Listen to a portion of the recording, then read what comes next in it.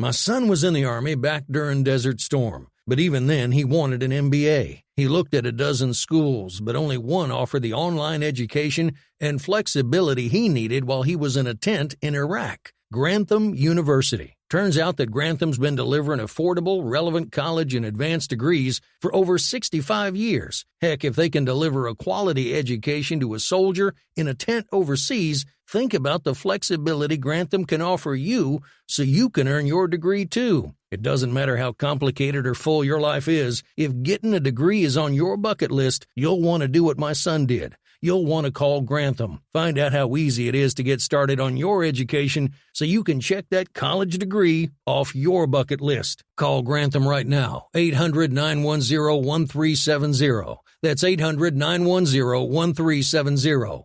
Flexible, affordable, relevant. Call 800-910-1370.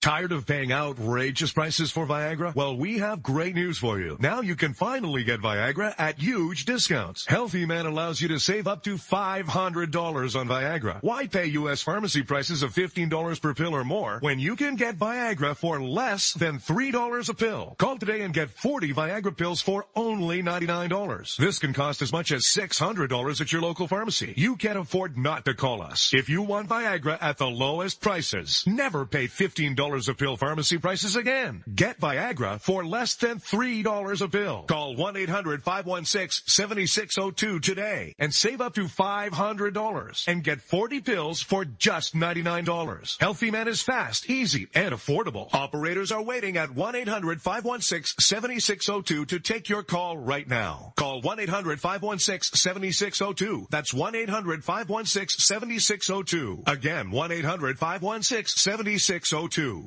Attention business owners and independent contractors. This is a money-saving message from Tax Mediation Services. If your business owes $20,000 or more in taxes, we can help you today, right now. Listen, dealing with the IRS is no picnic. It's an intimidating and extremely stressful process, and you don't want to go it alone. Our attorneys know every law, every tax break, and every possible opportunity to help you resolve and reduce your tax debt. And if you owe more than $20,000, you may be at the top of their hit list. So don't take your tax debt lightly, because it will not go away on its own. The IRS can seize your bank accounts, your home, and even shut down your business. Call our tax experts today at 1-800-783-0810 and let us deal with the IRS while you focus on your business. That's 1-800-783-0810. Again, that's 800-783-0810.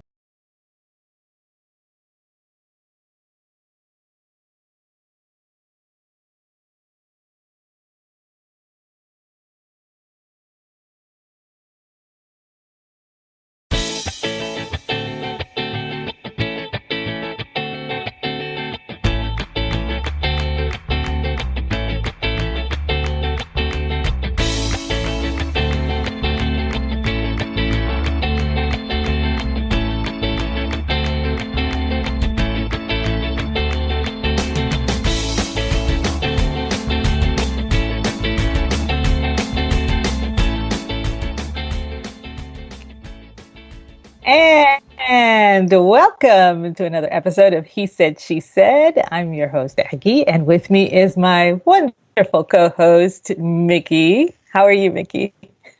I am great. I am Mickey Blowtorch, and I'm coming at you live from Camp Crystal Lake, smoking dope and drinking beers with hot-ass camp counselors while a psycho wearing a hockey mask tries to kill us. Happy Friday the 13th, America! Hello, campers. Seems appropriate tonight. It does.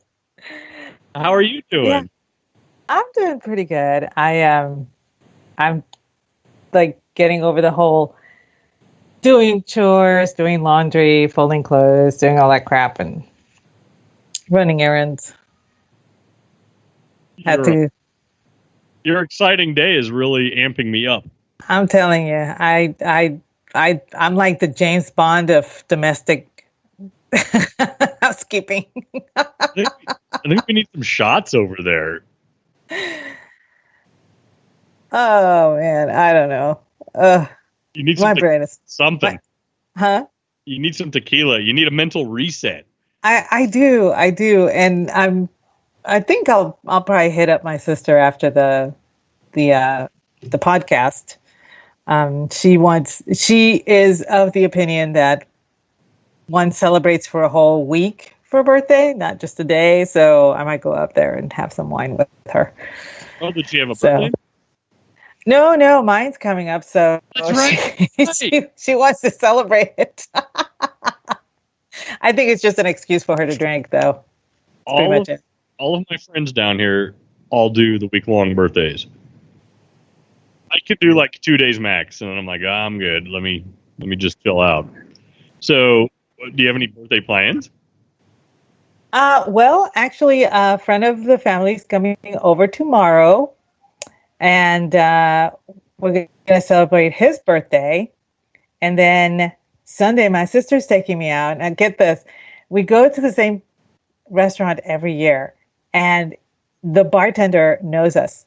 So every year we take a selfie with the bartender.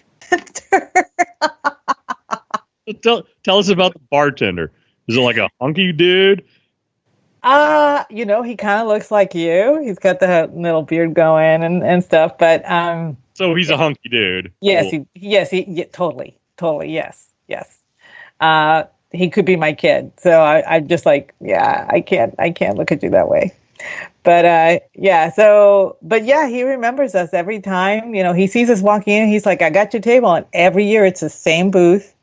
And he comes right over with our drinks. We don't even have to order anything. And it's just once a year, but he remembers. So I think that's kind of cool. Well, obviously you guys are very memorable. And B, you might have a bit of a phenomenon that occurs naturally within you, which occurs in me. And that's something that we all call big dick energy. So I don't have that. Probably it's like, she's got big dick energy. Come on in. Here's your table. They treat you like the Godfather. It's nothing wrong with that. I think that's pretty admirable and awesome. I do not have that kind of energy. You can't say big vagina energy. That just sounds even worse. Yeah, okay. So speaking of, one of us had a birthday last weekend, and it was not me. It's true. I celebrated with my big vagina energy. It was last Saturday. It was pretty cool. I actually turned 40, and in the midst of a brand new lockdown in El Paso due to the illustrious coronavirus. So parties and everything was out of the question. I'd actually wanted to go to Vegas and just go absolutely apeshit for my 40th birthday. It's all I wanted to do, and I thought that would have been so much fun. And 40 is just like one of those years that you have an excuse to be a total asshole and immature on your birthday. And I just feel like I kind of got cheated out of it. And that's what I was kind of feeling bad for myself, a little pity party here and there. It ended up being super nice. It was quiet, friends over, and actually it was the neighbors across the street because we had quarantined together with them and whatnot. So it was nice. They talked me into going outside in the driveway, and as soon as I got out there, my neighbor got out on his balcony with his saxophone. He's a professional musician, and started just like jamming out on the saxophone. And I was watching. I filmed a little video of it and posted it on Twitter. And then he played "Happy Birthday" to me, so that was super fun. It was nice. It really made up for not being able to do what I wanted to do, and I guess gave me a bigger appreciation, friendship, and then Twitter just went absolutely apeshit. It took me 2 hours in the morning to answer all of my birthday wishes that I got on Twitter. That just blew my mind. I was so overwhelmed and just overcome with, the fact that people out there appreciate you and care, and I think that's really cool. So thank you, Twitter, all of you guys. You really made my day, just answering all of those wonderful birthday wishes. At the risk of sounding all silly and sappy, it really did make a difference in my birthday, so thanks. The big 4-0, you young whippersnapper. I know, and I'm still drawing dicks on cakes. Go figure. Yes. How did you like my culinary masterpiece from last night? My only critique is that you did a finer tip for those delicate details. Delicate details. Yeah, I was a little disappointed that I wasn't able to get the veins quite right, but it was still kind of awesome.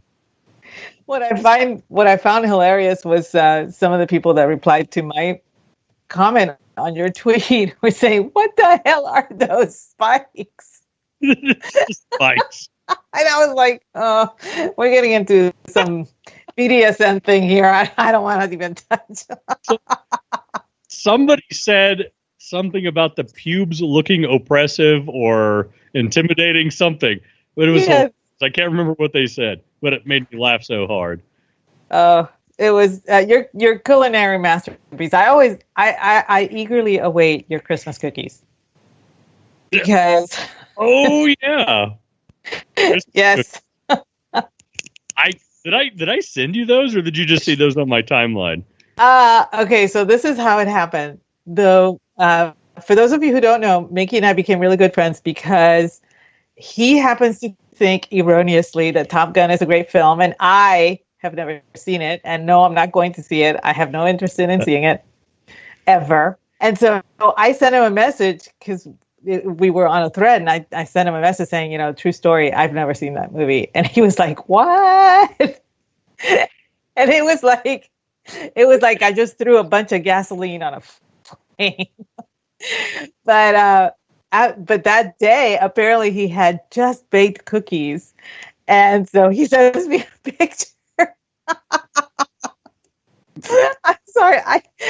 I'm already crying because I'm laughing so hard. That hadn't been the first year in my house. Yeah, and they were anatomically correct. I made a gingerbread man and a snowman. And I was drinking beer and I was making the shortbread cookies. And I was watching First Blood and making Christmas cookies. If that does not paint a bachelor Christmas for you right there, I don't know what does. Oh, that's pretty apt. So of course, what am I going to do with a gingerbread man but put a big old dick and balls on him, and with the snowman some big old titties? And, yeah. Then I sent the picture to Aggie. I still have the picture somewhere. Oh my God. I was crying very well. Oh, I sent that picture to my sister too. She was like, that is the most epic thing I've ever seen. And then she asked me, are you making some? And I'm like, no, I'm not making these.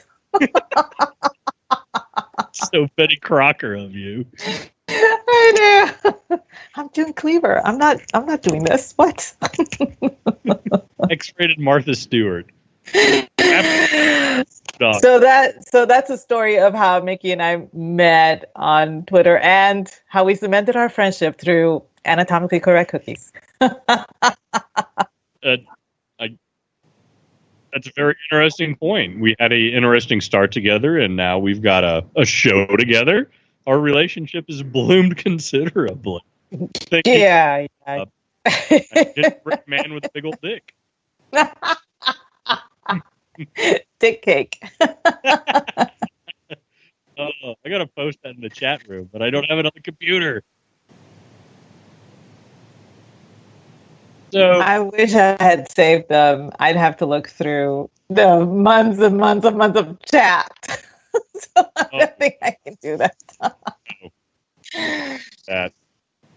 But so while Mickey was off enjoying his birthday and enjoying his friendships and making dick cake, I was off at my mom's.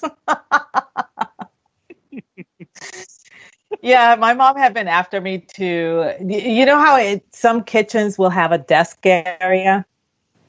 Well, the kitchen at my parents' house is a galley style, and it has a small desk at the end of it across from the refrigerator. And she just didn't like the color. And I happened to agree because it's this horrible dark orange, burnt orange color. And it just doesn't go with anything in the kitchen. So she asked me to paint it. And I said, sure. And I asked Dad, I said, Dad, do you remember if the top was plywood or solid wood? And he said, it's solid wood. So I said, great. Because that meant I had to strip the top. But I did. I managed to strip the top. Now, imagine my surprise when I find 5 layers of paint on this top. Just stripping and stripping and stripping. It was quite a chore, but she is quite happy with her desk now, and she has now stopped bugging me about it. It was worth the 3 days I spent down there. Well, that sounds, one of my most favorite pieces that you restored was that little end table, and you restored it, and it looked very like, it looked like it was a piece from Vienna. It could have been in a castle over there. It was very, it's like a baby blue and gold. Yes. Oh, and believe me, when I finally make my way up to El Paso, I'm bringing some kind of end table so that you can have something besides that TV tray. My trailer park TV dinner tray has become a staple with my recliner. No.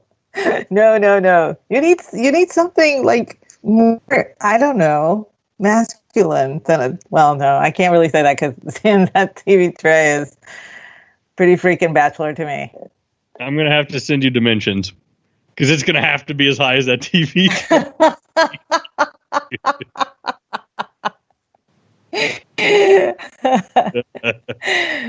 But so yeah, while you were like hooting and hollering over there and having fun, I was actually sweating. And I'm not kidding when I say I'm sweating. My parents like to keep their house at 82 degrees. What? So I know. Well, they're older. So my dad's actually very uncomfortable with cold. And he likes it warm. And so they keep it at 82. And of course, I'm like, can you please at least turn on the fan? And Dad's like, well, sure, you can turn on the fan. So at least I had the fan going. But in their defense, too, they're from Puerto Rico. Exactly. Down there, didn't have central air. I only had an AC in my bedroom, which for some reason cost me $300 a fucking month to run. I think my landlord was screwing me over and giving me his power bill. Oh, you were getting hosed. There is no freaking way.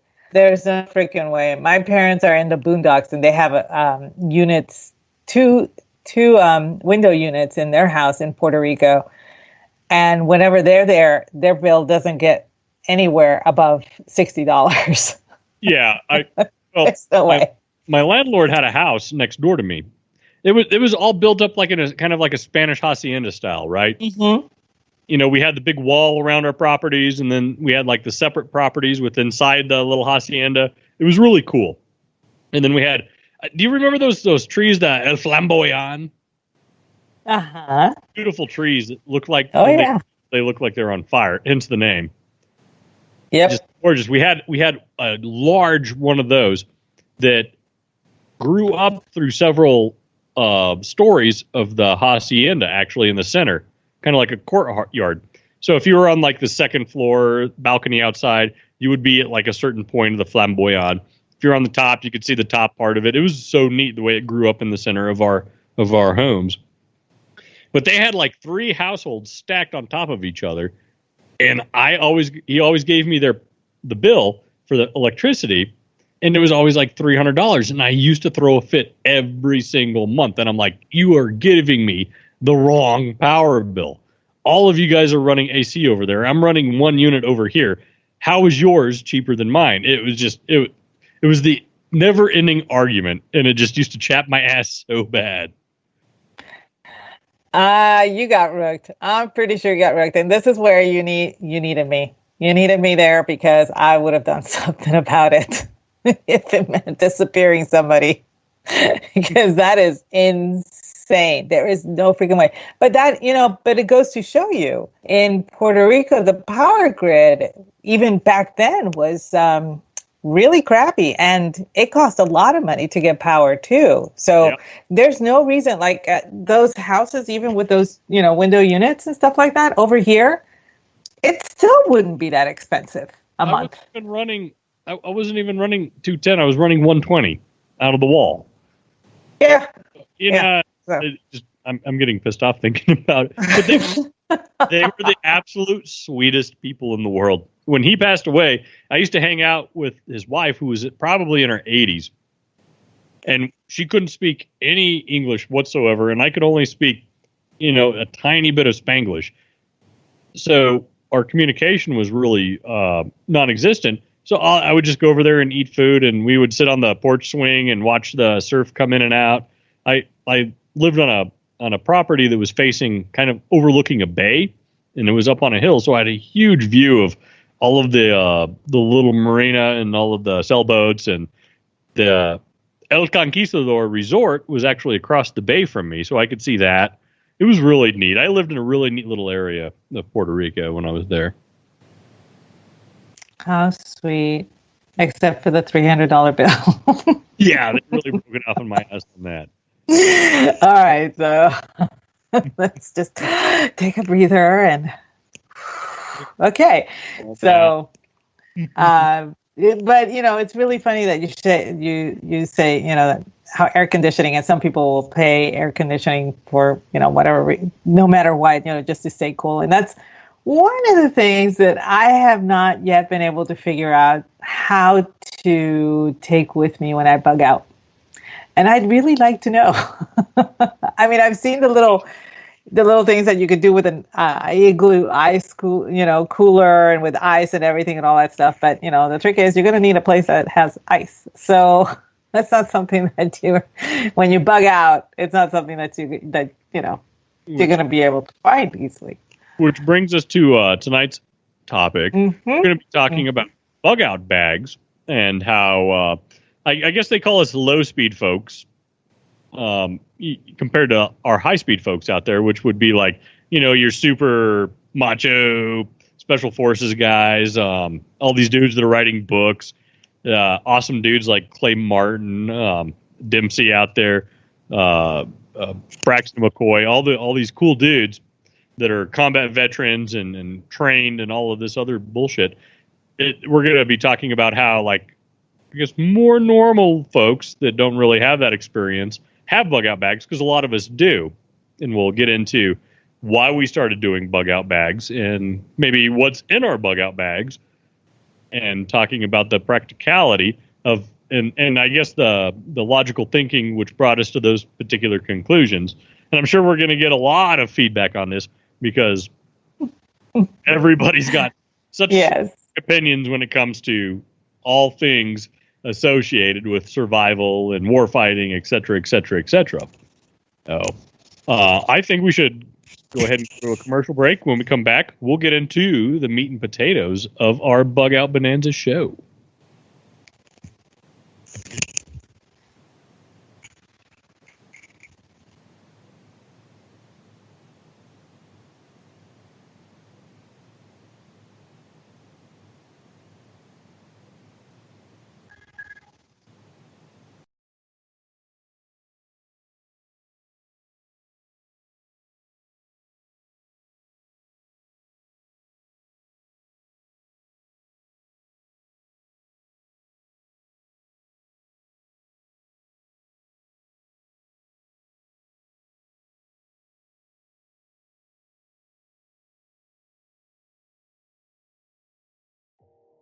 You are listening to KLRN Radio, where liberty and reason still reign.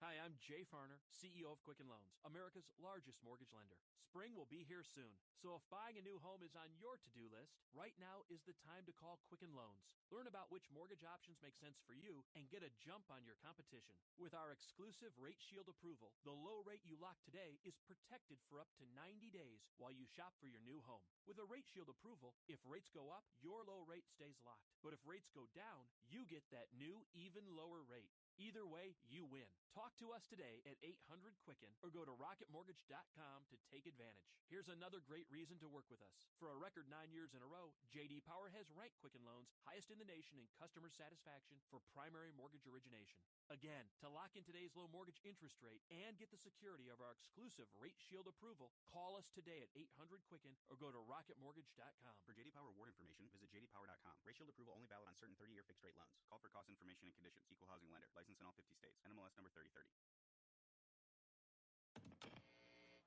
Welcome to the Subway ad for the new Sesame Ginger Glazed Chicken Signature Wrap. How would you like it? I'll take a...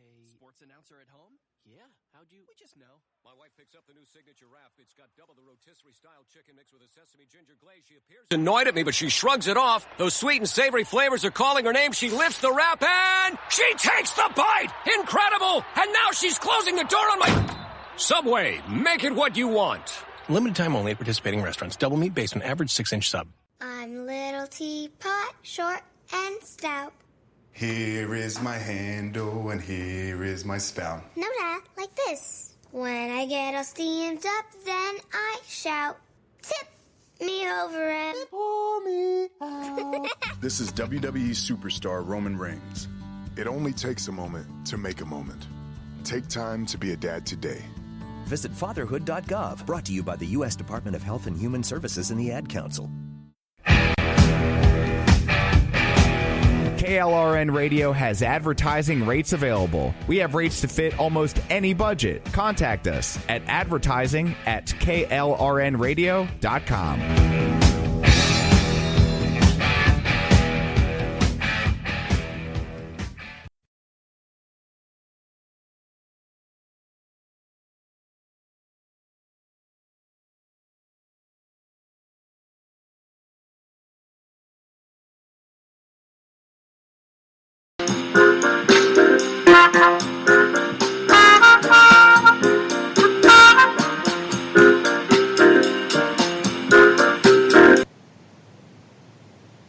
And we are back.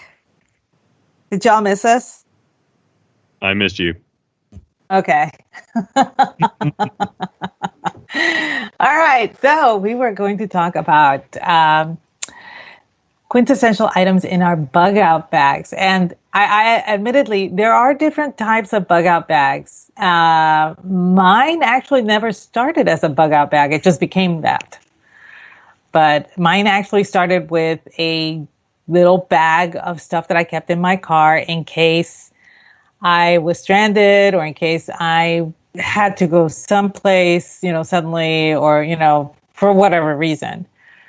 But that's how mine developed. And I still keep it in the car. I've actually got two different kinds of bug out bags. One that I do keep in the car, and actually it was something that my dad had made for me when I was in my mid-20s and not really thinking about stuff like that. And it had like a little roadside first aid kit, like some road flares, tire iron, jumper cables, shit like that. And I would put it in the back of my Jeep when I would travel anywhere. And now I've got that one that I always put in whenever I go on a trip. And then I started prepping, I guess. Prepping is kind of a weird word too. I don't really consider myself a prepper, but I like to consider myself just a motherfucker that likes to be prepared. You know what I mean? Oh yeah. I guess the prepping thing, to me, sometimes it ends up becoming more of a religion. You really have to find a happy balance with everything. One of them will consume your entire life. The other might just give you a little bit of a fighting chance. So in El Paso, I want to say it was around 2011. I'd been out of the military for a while. And just to go into my background a little bit, I'm former military intelligence. I was in the United States Navy. I served in the Persian Gulf. I've been out for, over 15 years. So I've got a little bit of training. By no means special forces. I was the guy that would go in behind the special forces folks type dude. So Nerd. Basically. I was the guy that lit the cigarette up and said, well, what do we have here? Type guy. I totally see it. So I've got training, but I'm not by no means high speed like those other guys we've talked about.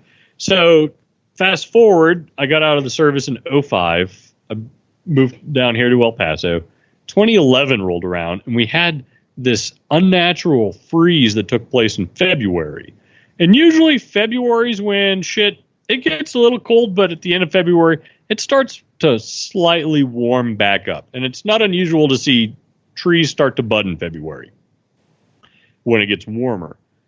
So we had this crazy unexpected freeze, and it lasted, maybe a week and a half. It got so cold here, and compared to the rest of the nation, really not that cold, but we're talking about the single digits. I can't remember if it went below 0 or not.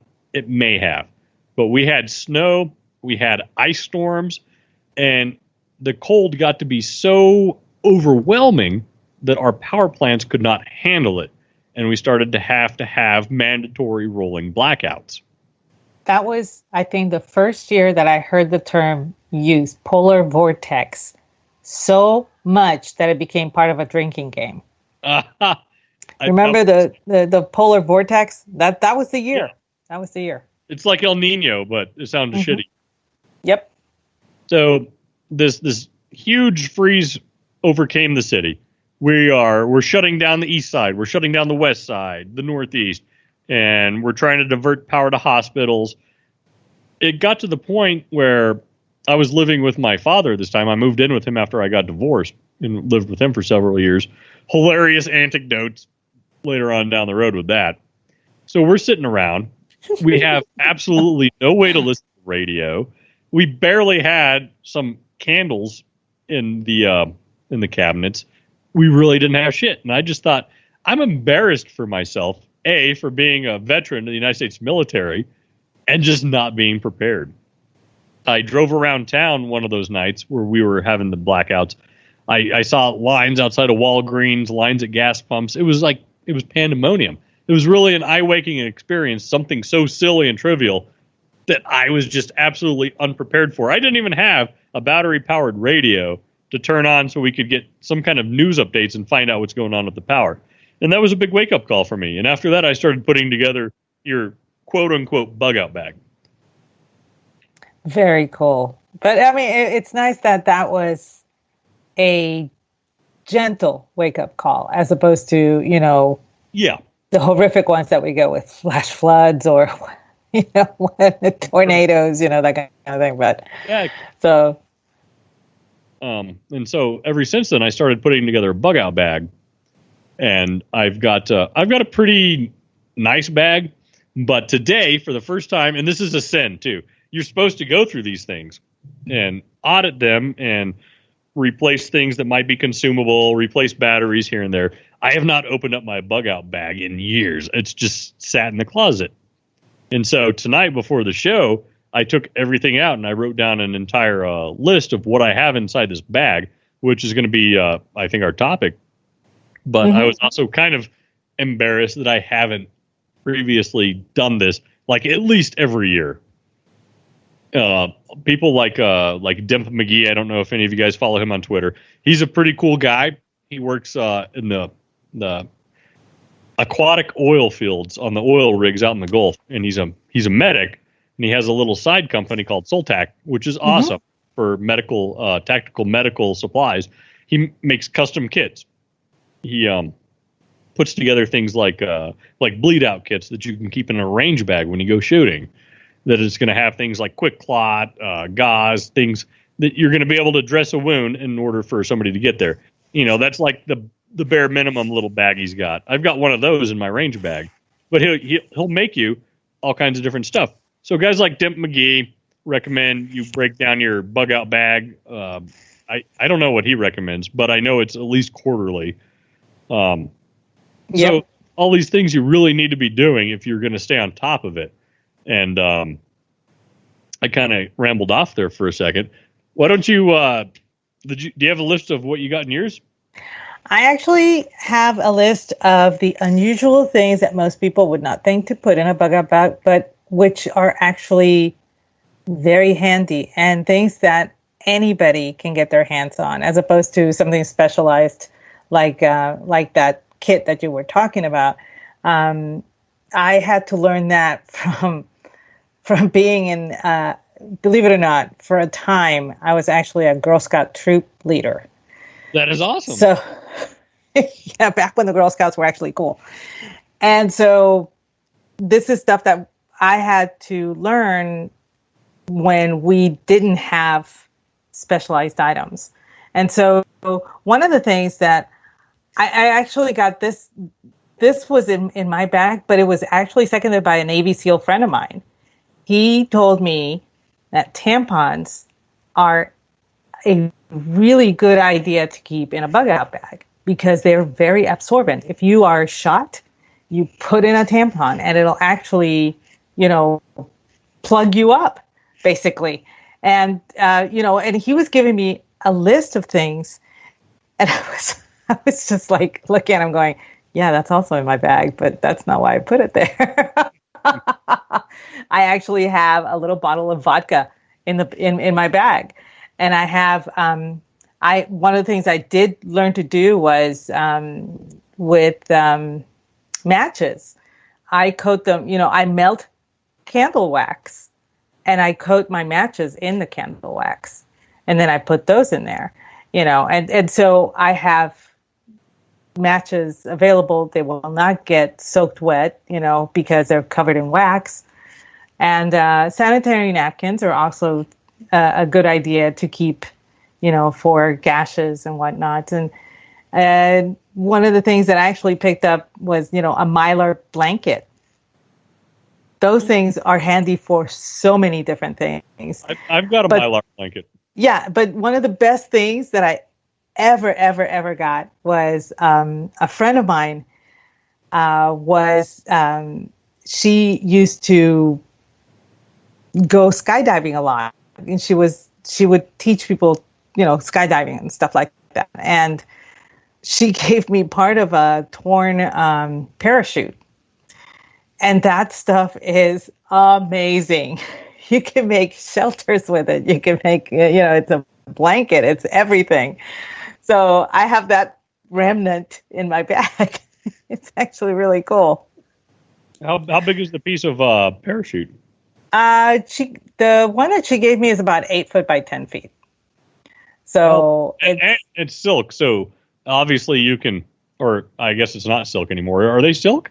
No, this one's not silk. This one's synthetic.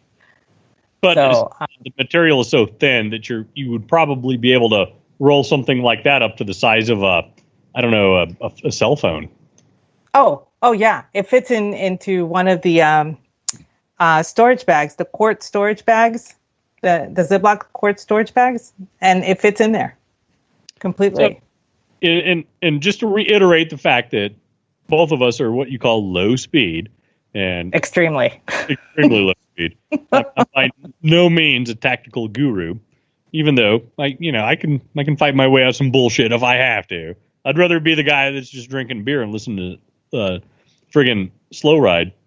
But some of the things that I noticed when I was putting together the bag, I was missing the big picture on a lot of simpler things, like for instance, like shampoo and conditioner. Yeah. A lot of people forget about that. One of the things that I've done, items. Yeah, what I've done is I don't actually put shampoo or conditioner, even though I have long hair. I took Ivory soap and let it air dry, so it condenses, and then I put one of those in my bug out bag. And if anything, this year has taught everybody to put at least 2 rolls of toilet paper in their bug out bag. So I took apart the entire bag and I made a complete list of what I have.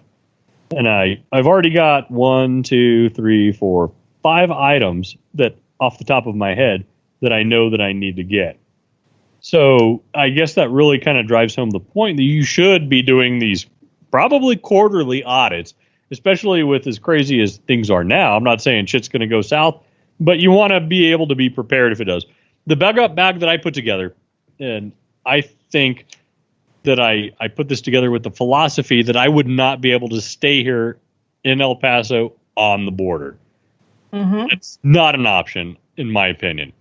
If society collapsed, whatever, if this was going to be the big show, I'm totally going to have to leave this area.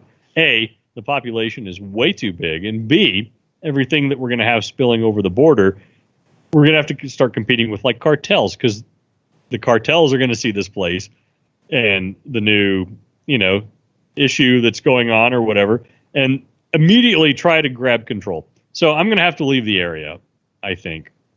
So I created a bug out bag that I'm going to be able to hike my way out of El Paso if need be. So it's got a 3-day food supply. I've got several different ways to purify water.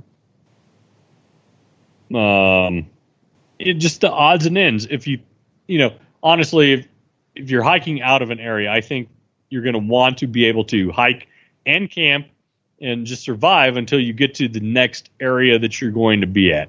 So by no means is it going to be a sustainable thing, but it's going to be enough to get me the hell out of here and up to somewhere where I'm going to be able to kind of reevaluate things or reorganize. You know what I mean? Mm-hmm. Oh yeah. Yeah. And like I said, I'm extremely low. I'm so low. I play handball with a curve when it comes to this stuff. But I mean, there are everyday items that people can use in a bug out bag that can be used for something other than their primary, use. And so that was one of the things that we had to think outside of the box because, say something happens and there's a rush and people go and get all of the hydrogen peroxide or all the alcohol and everything. You got to know something. You got to have a backup that's not going to be in the alcohol section.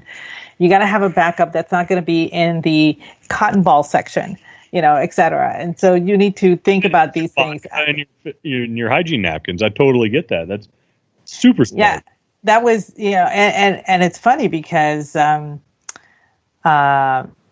I have a friend who was shot, and he happened to have tampons. That's what he did. He plugged it up with one. And he was like, I'll be son of a bitch damned, this is actually working. And he just, and of course, everybody carries duct tape in a bug out bag. So he just taped it in place until. Writing duct. Yeah, but WD-40 and duct tape, those are the things I give as gifts to people almost every year. Cord. Huh? 550 cord. Oh yeah. Yeah. That's a super important thing, I think. What do you think the oddest thing, most extreme thing that you have in your bug out bag is? I've got 3 little things in mind that I think are kind of over the top, but not far fetched. Oh my gosh. I thought tampons were right up there, but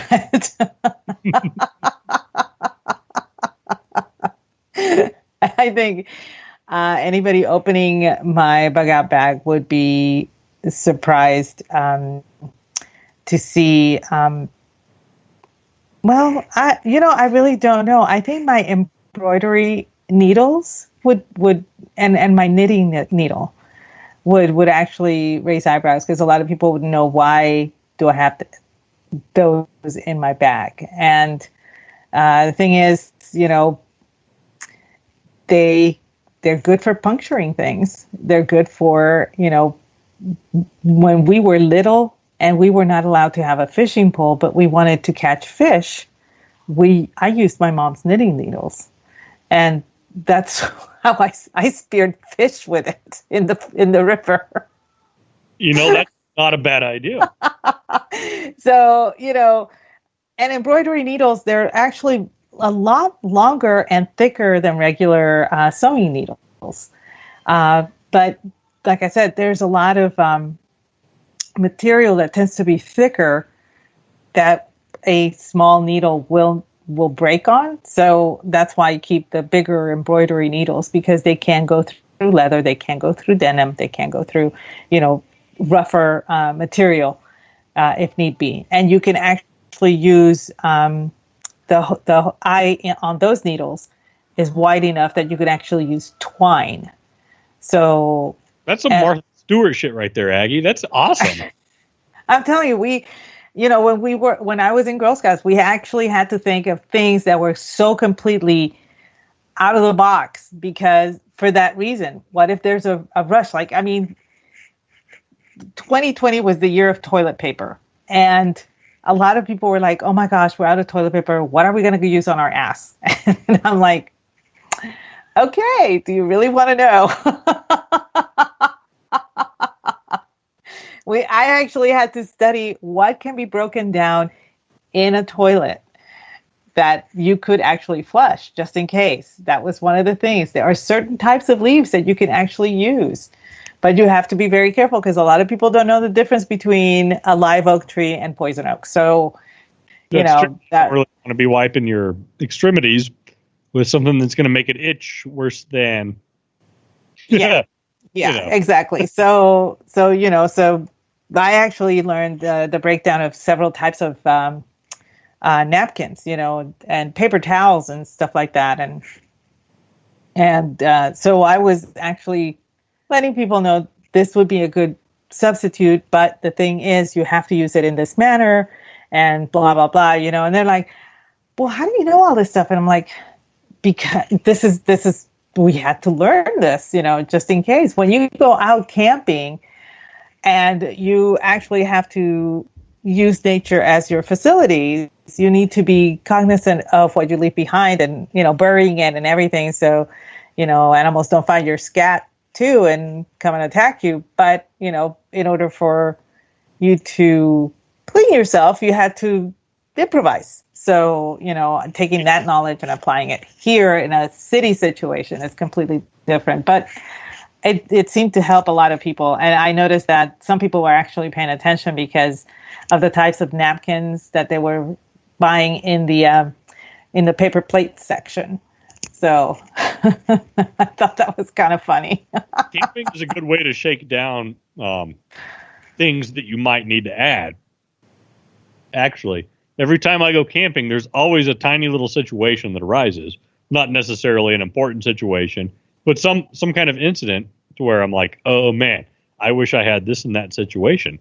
So I take that home and think about that, and sometimes I'll apply that to the bug out situation. Some of the weird things that I have in my bag that I think that are kind of over the top. I don't have any tampons or anything, but I do have a gas mask with 2 filters, and I also have potassium iodide tablets in case of a nuclear or radiological emergency. Mm-hmm.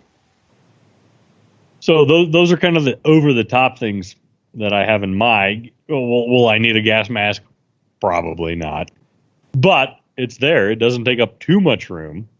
And I could always get rid of it if I needed to put something else in my bag.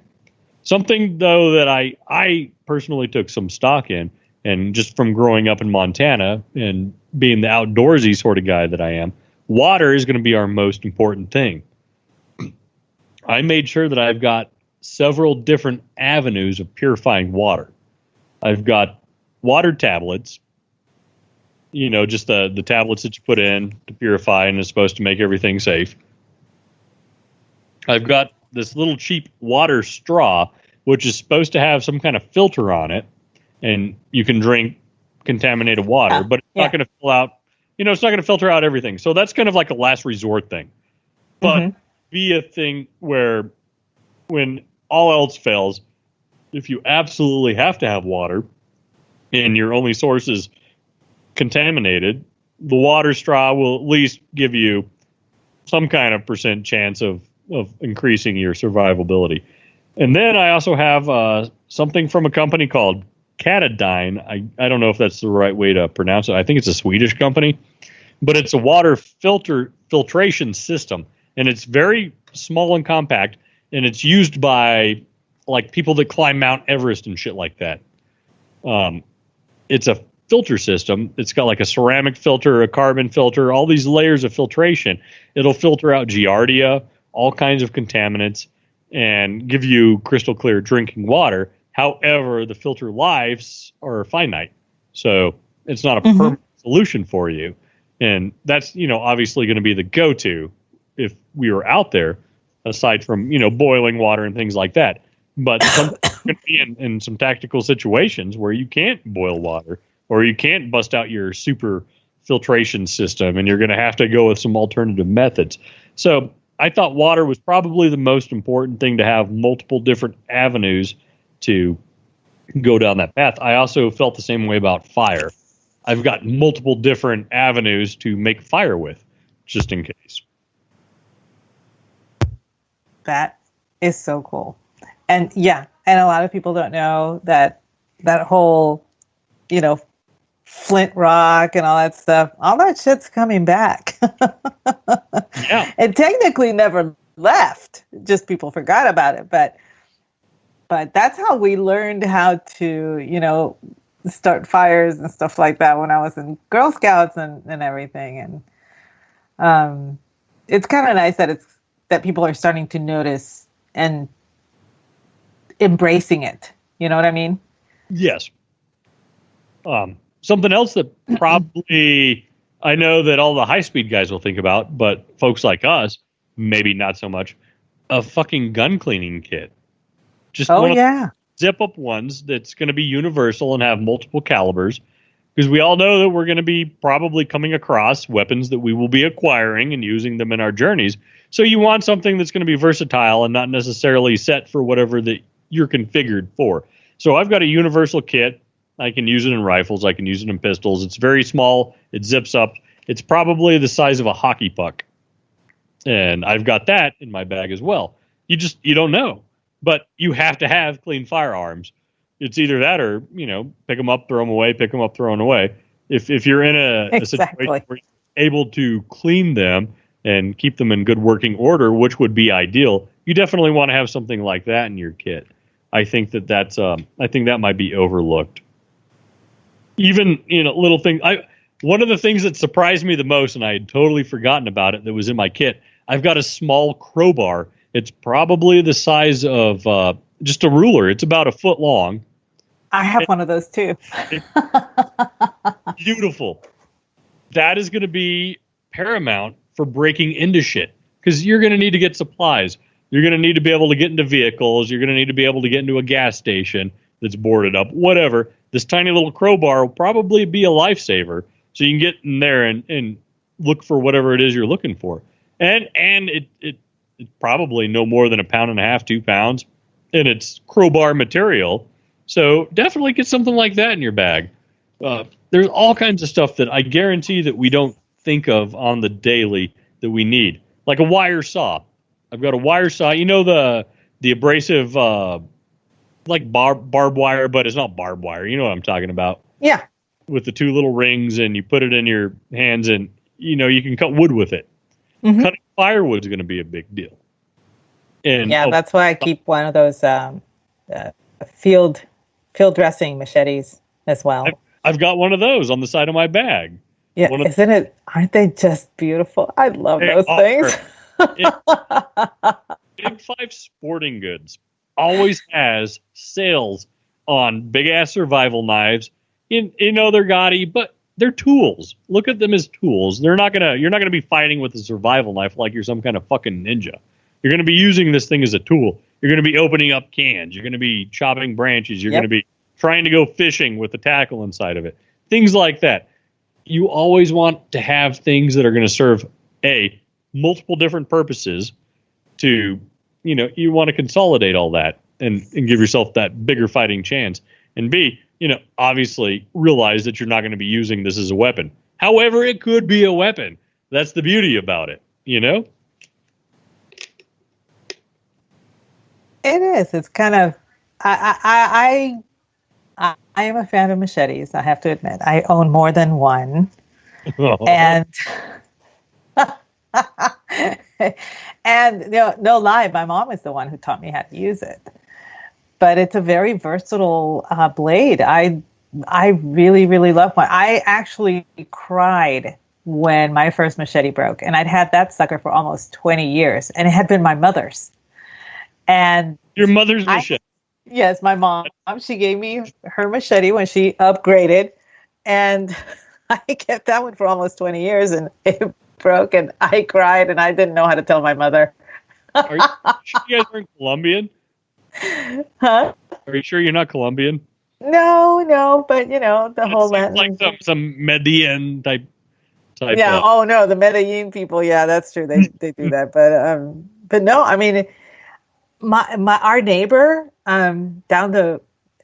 we call him a neighbor, but he was technically quite a ways down from our house, and he didn't have a lawnmower. He cut his lawn with a machete, and he would just bend down and just go whoosh, whoosh, whoosh, whoosh, and it was nice and even. It was like a barber cut. And one time, we watched him do it, because my dad was friends with him and whatnot. We would walk down there, and he was doing it one day, and I was just amazed. I fell in love with the machete that day, I gotta say. You know what's funny about the machete? I've got one downstairs, and it's gonna get attached to the bag. But we had when we were throwing all of our garage parties, there's some neighbors several houses down the street, and they always wind up coming over here, and they call me the godfather of the neighborhood. One day they brought me a machete as a gift.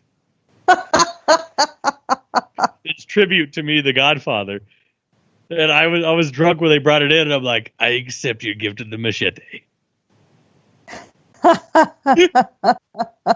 I'll send you a picture of it. It's great. I was just looking at my list, and I noticed something that I put in the bag that I actually had been looking for several years, and I had no idea that I put it in the bag. I put 3 bandanas in my bag.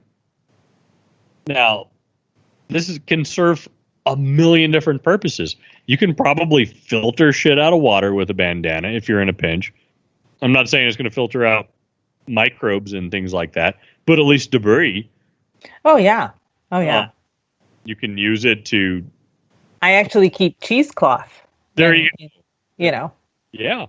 So you can use it as a dust mask. We go through several sandstorms and dust storms a year down here in West Texas. So a dust mask. You could use it as a tourniquet. So bandanas, that's kind of a huge multifunctional thing that takes up zero room in your bug out bag. And who knows what other ways you can use the bandana in a survival type situation, like a signal flag.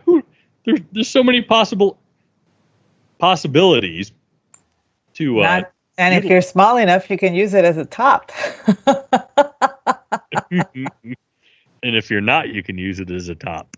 But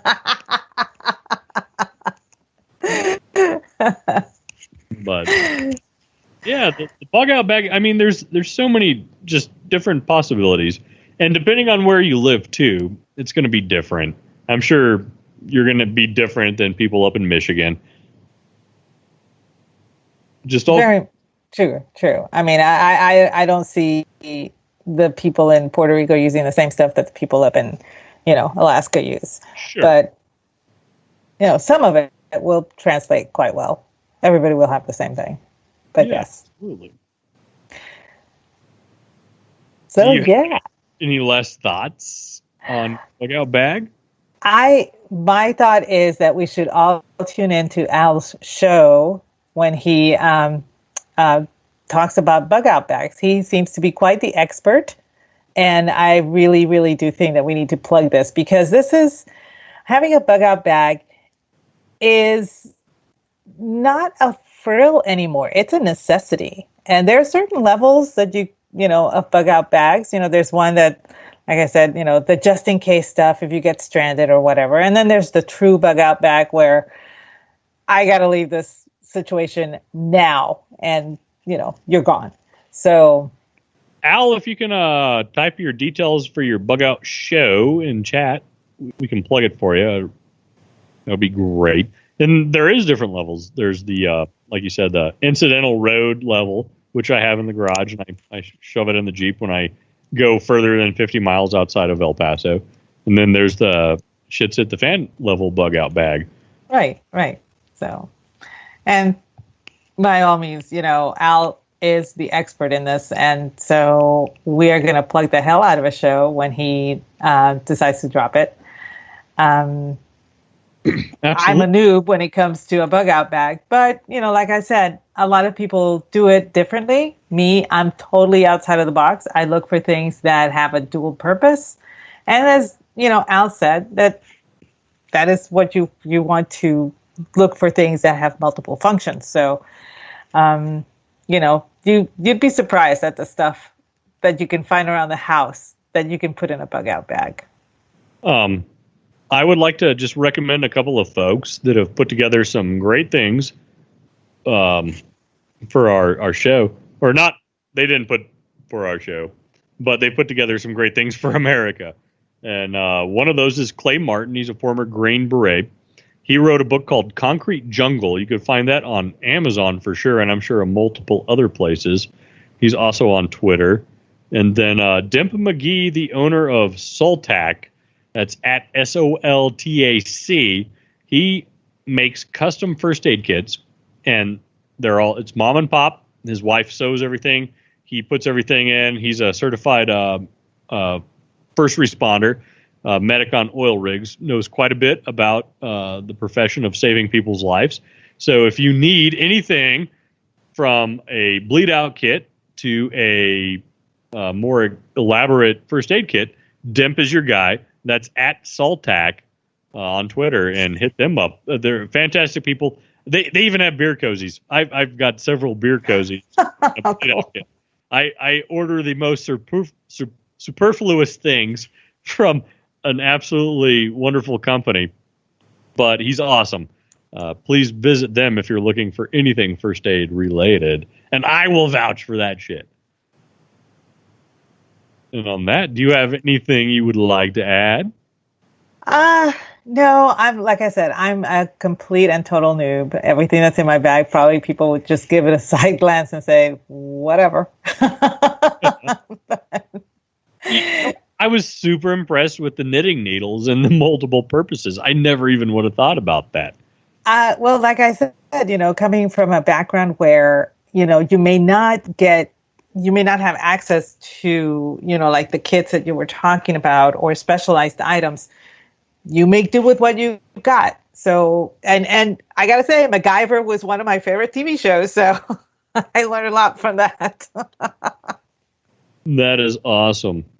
If you want to follow Dempsey, the medic that owns Soltac, his Twitter is at Demp, D-E-M-P, McGee, M-C-G-E-E.